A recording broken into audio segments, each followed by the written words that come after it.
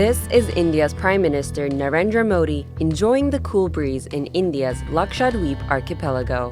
जो लोग दुनिया के अलग-अलग देशों के द्वीपों को देखने जाना चाहते हैं, वहाँ के समंदर से अभिभूत है, उनसे मेरा आग्रह है कि वो पहले लक्षद्वीप आकर जरूर देखें। Believe it or not, this video kicked off a diplomatic spat between India and the Maldives. While Indian government supporters saw it as a promotion of an alternate tourist destination to the Maldives, it angered Maldivians who saw it as an attempt to divert visitors from the tourism-reliant country, where Indians make up 11% of tourist arrivals. A few Maldivian politicians mocked his tourist appeal. One said that although it was a good move, competing with the world-famous archipelago was delusional. Another one, a deputy minister, said that India faces challenges with beach tourism.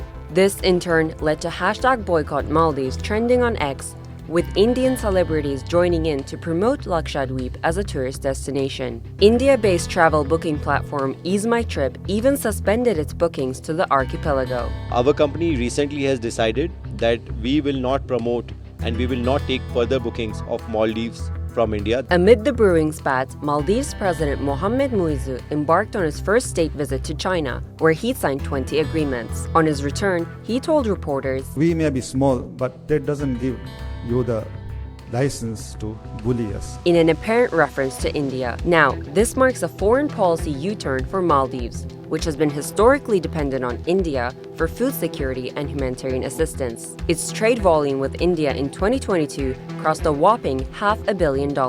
But this reliance on New Delhi has angered the Maldivian nationalist bloc, which views India's influence as domestic interference. Former President Ibrahim Mohammad Solih is known for his India First policy, one that helped build infrastructure projects worth billions thanks to New Delhi financing, but also a policy that his opponents saw as undermining Maldivian sovereignty. In contrast, incumbent President Muizzu was elected on a massive #IndiaOut platform. He has been outspoken about India's influence upon the islands and has sought closer ties with China in order to check New Delhi's influence in the Indian Ocean. For China, Maldives sits along one of the busiest maritime trade highways in the Indian Ocean, through which China imports 80% of its oil. Maldives owes around 20% of its public debt to China, according to World Bank data, making Beijing its biggest bilateral creditor. Muizzu's government has now called for the removal of 77 Indian troops stationed in the country for humanitarian assistance, a key campaign promise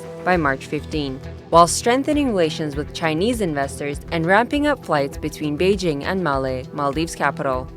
Experts say that by investing in the Maldives' current government, China will now wield more influence in the Indian Ocean, with the recent spat leading to yet another arena for India's geopolitical battle with China.